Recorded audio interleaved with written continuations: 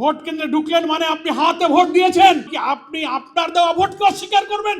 পার্লামেন্টে আপনাকে এসে বলতে হবে যে না, আমি হাতে ভোট দেইনি। যারা এই কর্তৃত্ববাদী ফ্যাসিবাদী শাসনের দিকে দেশকে নিয়ে গিয়েছিল তার পরিণতি থেকে আপনাদেরকে শিক্ষা নিতে হবে। 42,000 কোটি টাকার মতো ব্যাংক থেকে আপনারা লোন করেছেন। আজকে যে সংকটের মুখোমুখি বাংলাদেশ, এই সংকট তৈরি করেছে বিএনপি। বিএনপির তৈরি করার সংকটকে বিএনপিকেই সমাধান করতে হবে। পার্লামেন্টে যে সংকট, যে বিতর্ক, যে তর্ক, যে আলোচনা হওয়ার সুযোগ আছে, আপনারা আমাদের মাননীয় বিরোধী দলীয় নেতা, বিরোধী দলের চিফ হুইপ সহ সকল এমপিদের কণ্ঠকে রুদ্ধ করার চেষ্টা করছেন বাকশালী কায়দায়। ফলে বাধ্য হয়ে আমাদের জনগণের রায়, গণভোটের রায় কার্যকর করার জন্য 5 কোটি মানুষ যে গণভোটে ভোট দিয়েছে সেই জনগণের কাছে যাওয়া ছাড়া উই হ্যাভ নো অল্টারনেটিভ। আমাদের সেখানেই যেতে হবে, এটি আমাদের বিরোধী দলের নেতা বলেছেন। তবে আমরা অনুরোধ করব, জনগণের ভাষা বুঝুন। সংবিধান শুধু আপনারাই পড়েন না, আপনারাই বুঝান না। পার্লামেন্টে একেবারে বই উঁচু করে বলেন জুলাই সনদের সব অক্ষরে অক্ষরে মানব, এই বিধি, এই ধারা। আজকে সংবিধান বিশেষজ্ঞ, রাজনৈতিক বিশ্লেষকরা চমৎকার করে আলোচনা করলেন। এটা মনে রাখবেন, সরকারি দলকে বলবো, আপনাদের বাইরে সিনিয়র আইনজীবী, সংবিধান বিশেষজ্ঞ, আইনজ্ঞ প্রচুর আছে। সেমিনার, গোল টেবিলের আলোচনার দিকে নজর দিন। আপনাদের বাইরে আছে এক বিরাট বাংলাদেশ, সেই বাংলাদেশ বলছে আপনাদের এখন রিয়ালাইজ করার সময় হয়েছে। কেবল গত পরশুদিন আইনমন্ত্রী, স্বরাষ্ট্রমন্ত্রী, চিফ হুইপ বসে বলেছেন হ্যাঁ গণভোট যেহেতু হয়ে গেছে তাই এটা বৈধ। প্রথম বলেছিলেন গণভোট বৈধ না, সংস্কার পরিষদ বৈধ না, প্রেসিডেন্টের অর্ডার বৈধ না। তো কেবল একটা বলছেন হয়ে গেছে তো বৈধ হয়েছে। আপনারা মানুষের ভাষা বোঝার চেষ্টা করুন।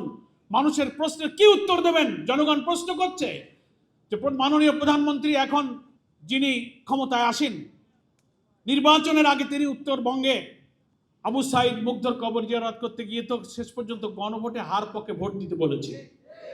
মানুষ আমাদের প্রশ্ন করে তাহলে প্রধানমন্ত্রী তো দেখলাম গণমাধ্যমে ভোটের দিন 12ই ফেব্রুয়ারি উনি ভোট কেন্দ্রে ঢুকলেন। ভোট কেন্দ্রে ঢুকলেন মানে আপনি হাতে ভোট দিয়েছেন।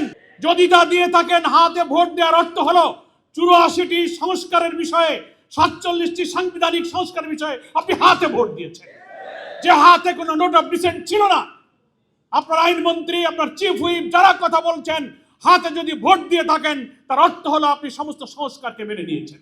তা যদি মেনে নেন তাহলে আপনি তার বিরুদ্ধে এখন কথা বলেন, ওটাকে অবৈধ বলেন, ওটা বেআইনি বলেন, তাহলে কি আপনি আপনার দেওয়া ভোটকে অস্বীকার করবেন?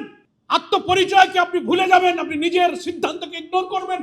আর তা যদি না হয় তাহলে আর একটা পথ আছে, পার্লামেন্টে আপনাকে এসে বলতে হবে যে না, আমি হাতে ভোট দেইনি। জাতির কাছে সত্য স্বীকার করুন। পরিশেষে আমি বলতে চাই, যেহেতু আমাদের আসল নেতৃবৃন্দ পার্লামেন্টে যারা লড়াই করছেন, আর অনেক জাতীয় নেতৃবৃন্দ বক্তব্য রাখবেন, আমি এইটাকে বলে শেষ করতে চাই যে সামান্য জিনিস, এখনো ক্ষমতার 5 বছরের অনেক দিন বাকি। শুরুতেই আপনি যে সংকট তৈরি করেছেন তা না করলে ইতিহাসের বড় শিক্ষা হবে, ইতিহাস থেকে কেউ শিক্ষা নেয় না। আপনাদেরকে সেই শিক্ষা নিতে হবে। তা না হলে যারা এই কর্তৃত্ববাদী ফ্যাসিবাদী শাসনের দিকে দেশকে নিয়ে গিয়েছিল তার পরিণতি থেকে আপনাদেরকে শিক্ষা নিতে হবে। জাতির সামনে এখন জ্বালানি সংকট, এখন হামের সংকট, দ্রব্যমূল্য, রেমিটেন্স কিভাবে কমছে। ক্ষমতায় এসে 1.5 মাস পারেননি, 42,000 কোটি টাকার মতো ব্যাংক থেকে আপনারা লোন করেছেন। সব জায়গায় আপনারা হাত দিচ্ছেন, অমুককে সরা, অমুককে পাল্টা, অমুককে রিজাইন করো। আপনার অবস্থা দেখে মনে হয় সেই কর্তৃত্ববাদী ফ্যাসিবাদের দিকে আপনি ধাবিত হচ্ছেন।